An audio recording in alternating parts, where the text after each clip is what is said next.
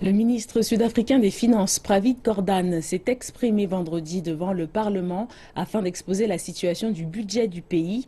La seconde économie d'Afrique est proche de la récession. Le ministre a la tâche d'exposer le statut fiscal de l'Afrique du Sud ainsi qu'un plan détaillé pour permettre au pays de se sortir du marasme économique. Il a été considéré comme le discours sur le budget le plus dur et crucial des 22 années de démocratie de l'Afrique du Sud. Le ministre des Finances, Pravind Gordhan, est sous une pression intense pour aller de l'avant.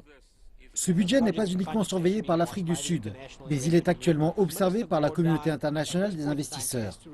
Le ministre Gordhan doit à cet instant véritablement illustrer une approche totale du budget afin d'établir les bons changements structurels et de les communiquer avec un degré de réalisme, de même qu'une volonté politique d'aboutir aux politiques justes et nécessaires. Le président Jacob Zuma a fait allusion aux mesures d'austérité lors de son discours à la nation prononcé plus tôt ce mois.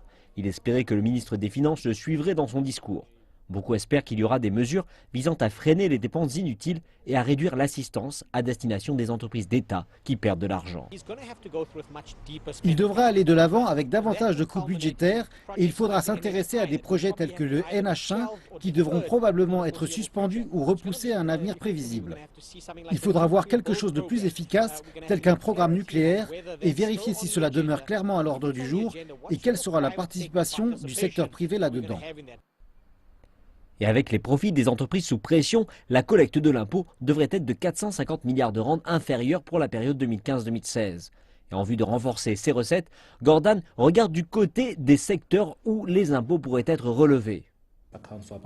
Les comptes d'imposition sur les revenus personnels représentent environ 35% de l'impôt total. Donc si quelqu'un veut augmenter la collecte de l'impôt, il faudra d'abord s'intéresser à cela, car cela rapporte plus de recettes au pays, suivi de la TVA qui compte pour près de 25%. Et toute hausse de taxes se fera bien plus ressentir auprès des foyers les plus modestes. Les activités basiques ne seront pas touchées, mais évidemment, il y a un angle politique à cela. En raison des élections, nous ne devrions pas voir de hausse de la TVA, mais sur le long terme, nous verrons cette hausse. Gordhan devra faire davantage que vanter les mérites d'un bon budget pour rétablir la confiance dans l'économie sud-africaine.